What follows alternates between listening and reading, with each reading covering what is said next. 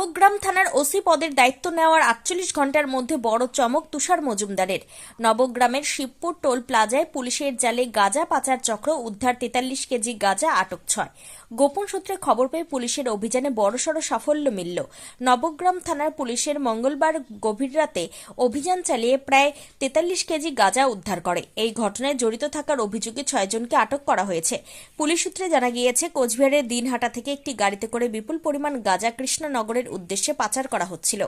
খবর পেয়ে Shibpur toll plaza এলাকায় নজরদারি শুরু করে নবগ্রাম থানার পুলিশ। সন্দেহভাজন দুটি গাড়িকে আটক করে তল্লাশি চালাতে চোখ চড়ক গাছ হয়ে যায় তদন্তকারীদের। গাড়ির ভেতর বিভিন্নভাবে লুকোনো অবস্থায় উদ্ধার হয় প্রায় ৪৩ কেজি গাঁজা। ঘটনার পরপরই গাড়িতে থাকা ৬ জনকে আটক করে পুলিশ। এই চক্রের মূল পাণ্ডা কারা এবং এর পেছনে বড় কোনো নেটওয়ার্ক রয়েছে কিনা তা খতিয়ে দেখছে নবগ্রাম থানার পুলিশ। ধৃতদের বুধবার লালবাগ মহকুমা আদালতে পাঠানো হয়েছে। বাড়ি কোথায়? বাড়ি আমাদের দিনহাটা। দিনহাটা, কোচবিহার নাকি? হ্যাঁ এই গাঁজা পাচার করছিলে? হ্যাঁ। হ্যাঁ, কোথায় নিয়ে যাচ্ছিলে? কোথায় নিয়ে যাচ্ছিলে গাঁজা?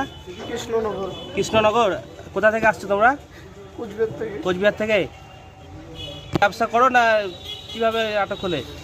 আমার গাড়িতে ভাড়া ঠিক করতে ও, গাড়ি ভাড়া নিয়ে গেছিল। কজন ছিলে তোমরা? 3 জন।